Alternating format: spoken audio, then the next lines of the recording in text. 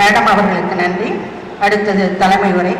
நிமிர்ந்த நன்னடை, நேர்கொண்ட பார்வை, நிலத்தில் அஞ்சாத நெறிகள், திமிர்ந்த ஞானச்செருக்கு கொண்ட மகளிர் அனைத்து நிலைகளிலும் போலோற்றுகின்றனர். அவ்வகையில் மகளிர் தொடர்பான மாநாட்டில் தலைமையுரை ஆற்ற மாநில தலைவர் இவரை பற்றி சொல்ல போனால் சொல்லிக்கொண்டே போகலாம். புறநானூற்று புலவன் சொன்னதைப் போல விரிப்பின் அகலும் தொகுப்பின் எஞ்சும் அத்தகைய பெருமானாரை தலைமையுரை ஆற்ற அன்போடு அழைக்கின்றேன்.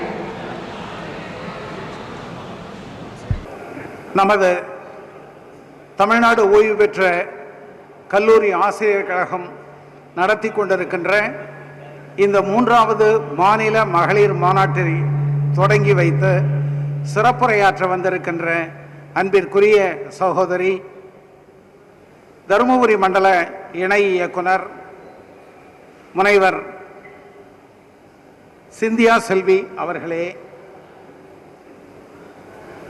இந்த விழாவிலே மகளிர் சிறப்பரங்கம் அமைத்து அதில் பேசுவதற்காக நம்முடைய அழைப்பை உடனடியாக ஏற்று உடன்பட்ட எத்திராஜ் கல்லூரியினுடைய மேனாள் தமிழ்துறை தலைவர் அன்பிற்குரிய சகோதரி அரங்க மல்லிகா அவர்களே,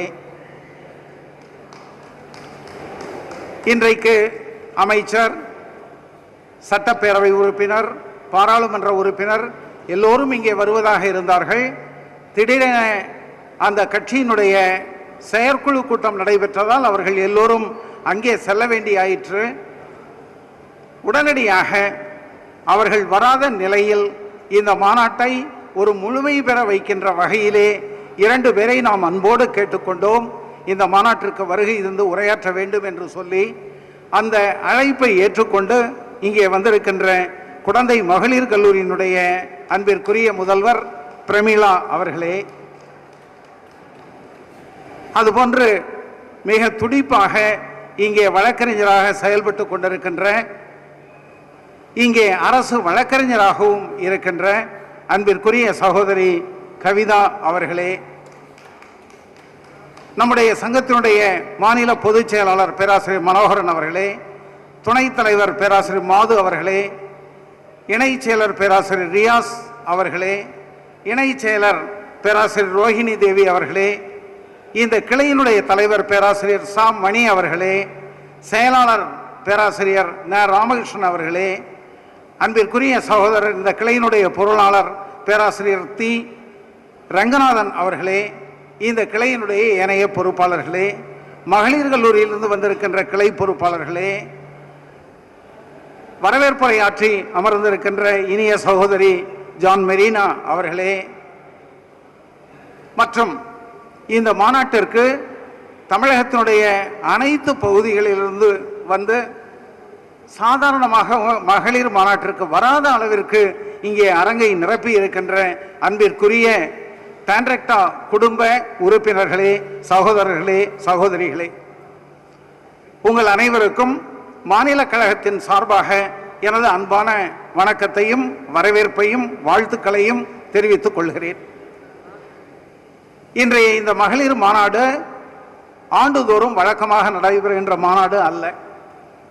ஆண்டுதோறும் நான் நடத்துகின்ற மாநாடு ஆண்டு மாநாடு, ஆனுவல் கான்ஃபரன்ஸ் என்பதை நாம் கடந்த 25 ஆண்டுகளாக 24 ஆண்டுகளாக நாம் நடத்தி கொண்டிருக்கின்றோம்.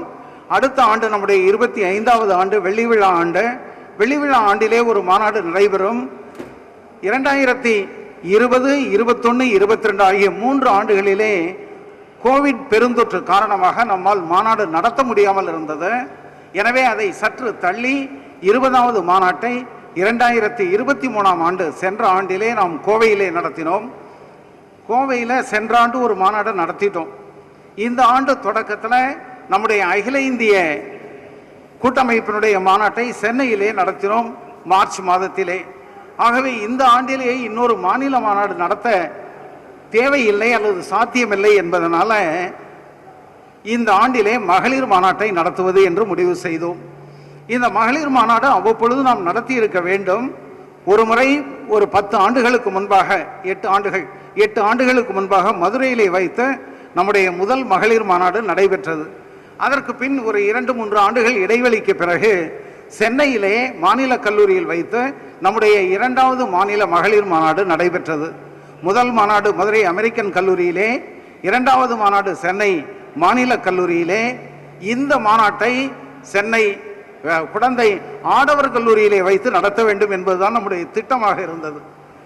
நாம் பணியாற்றுகின்ற இடம், பணியாற்றிய இடம் நமக்கு உரிமையான இடம் என்று எப்பொழுதுமே நாம் கல்லூரி ஓய்வு பெற்றாலும் கூட நம்முடைய கல்லூரி தான் என்ற அடிப்படையில் நம்முடைய மார்ச் மாத அகில இந்திய மாநாட்டை சென்னை பல்கலைக்கழகத்திலே நடத்த வேண்டும் என்று நாம் உறுதியாக இருந்தோம். ஆனால் அந்த சமயத்தில் நமக்கு ஏற்பட்ட மிகப்பெரிய சிக்கல் என்ன என்றால், பல பல்கலைக்கழகங்களில் துணைவேந்தர்கள் இல்லை என்பது உங்களுக்கு தெரியும். சென்னை பல்கலைக்கழகத்தில் துணைவேந்தர் இல்லை. அங்கே ஒரு பொறுப்பு குழு இருக்கிறது. பொறுப்பு குழுவினுடைய அமைப்பாளராக நம்முடைய உயர்கல்வித்துறை செயலாளர் இருக்கிறார்கள். உயர்கல்வித்துறை செயலாளர்கிட்ட எல்லாம் போய் நம்ம சங்க மாநாடு நடத்துகிறோம் என்று சொல்லி அவர்களை ஏற்க செய்து அனுமதி பெறுவது என்பதெல்லாம் கொஞ்சம் சாத்தியம் இல்லாமல் இருந்தது. எனவே பல்கலைக்கழகத்தில் நாம் கேட்டோம், நடத்துகிறோம் என்று சொல்லி. ஆனால் பதிலே எதுவும் சொல்லலை. நமக்கு மாநாடு எங்கே நடத்துவது என்று சற்று தடுமாற்றமாக கூட இருந்தது. ஆனால் அன்றைய மாண்புமிகு உயர்கல்வித்துறை அமைச்சர் உயர்திரு ராஜகண்ணப்பன் அவர்கள் நமக்கு அந்த மாநாட்டை பல்கலைக்கழகத்திலே நடத்துவதற்கு மிக உறுதுணையாக இருந்தார்கள். கல்வி செயலரை அழைத்து அவர்கள் தெரிவித்தார்கள்.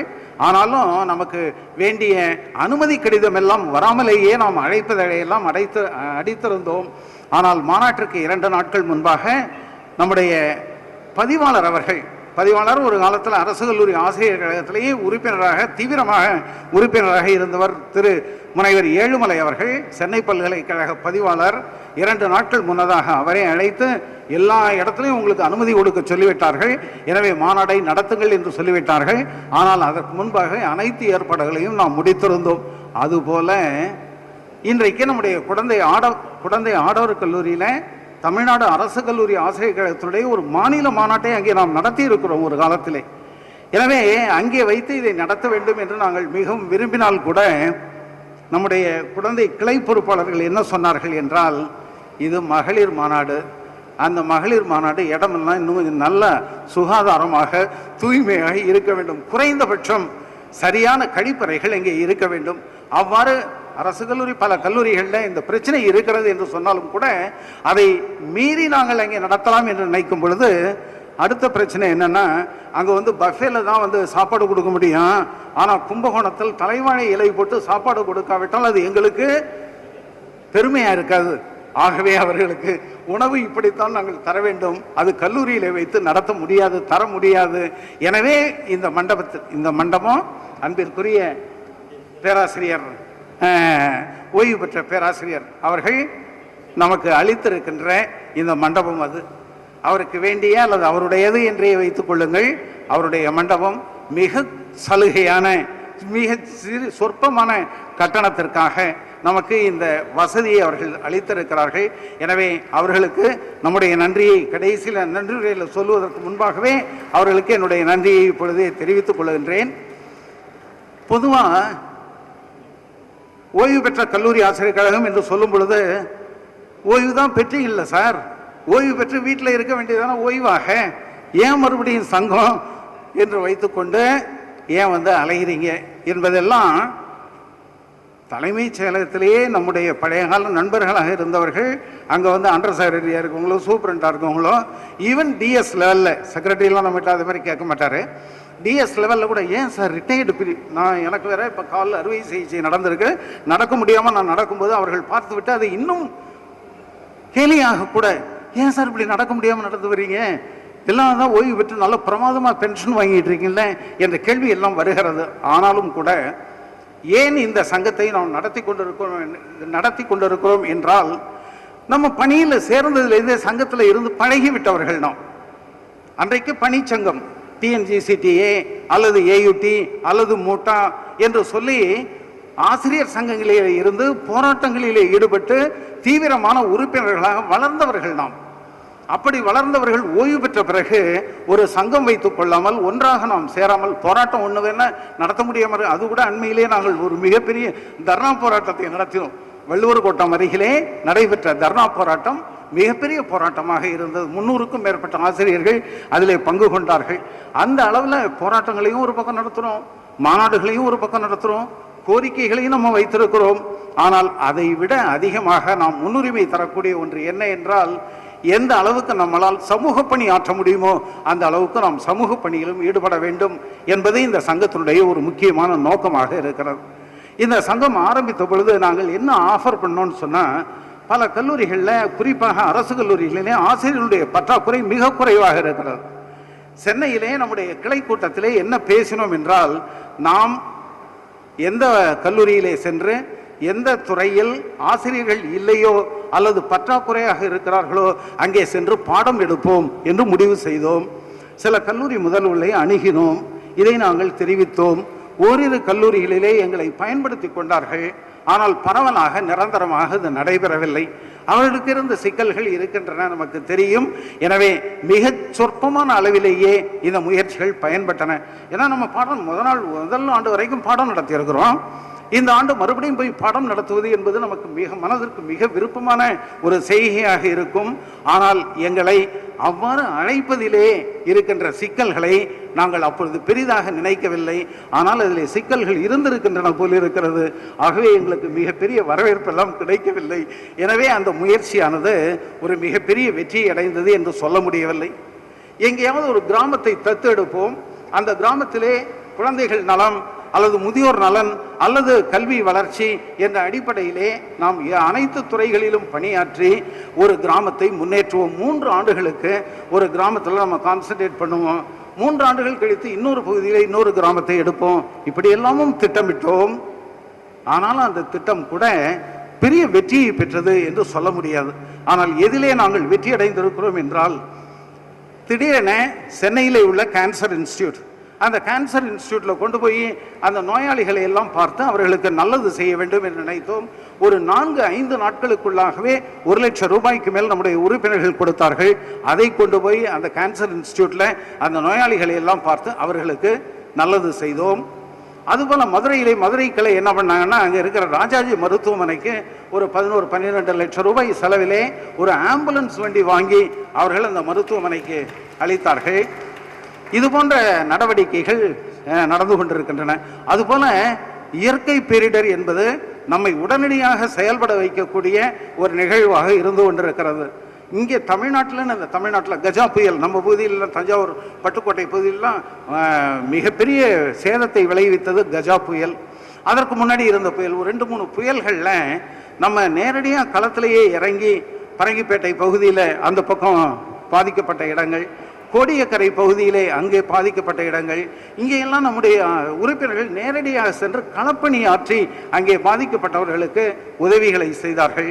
நிறைய தொகையை நாம் முதலமைச்சர் நிவாரண நிதியாகவும் அளித்தோம். நம்ம தமிழ்நாட்டில் மட்டுமல்ல, குஜராத்தில் ஒரு பூகம்பம் நடந்ததுங்க. குஜராத்துடைய பூகம்பம் மிகப்பெரிய பாதிப்பை ஏற்படுத்திய ஒன்று. அந்த குஜராத் பூகம்பத்திற்கு ஒரு 10 லட்சம் ரூபாய்க்கு மேலாக நிதியை திரட்டி அந்த முதலமைச்சருடைய நிவாரண நிதிக்கு வழங்கினோம். கேரளாவில் ஒரு பெரிய வெள்ளம் ஒரு 5-6 ஆண்டுகளுக்கு முன்னாடி வந்தது.